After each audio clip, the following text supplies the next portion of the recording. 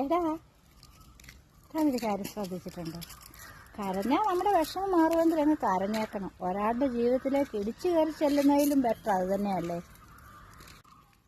ഒരാളുടെ ലൈഫിലേക്ക് ഇടിച്ചു കയറി ചെന്ന് അവരുടെ മനസ്സമാധാനം നമ്മളായിട്ട് നഷ്ടപ്പെടുത്തുന്നതിനേക്കാളും നല്ലതല്ലേ നമ്മൾ കരഞ്ഞ് നമ്മുടെ മനസ്സിലെ ദുഃഖം കണ്ണുനീരായി പുറത്തേക്ക് പോകുന്നത്.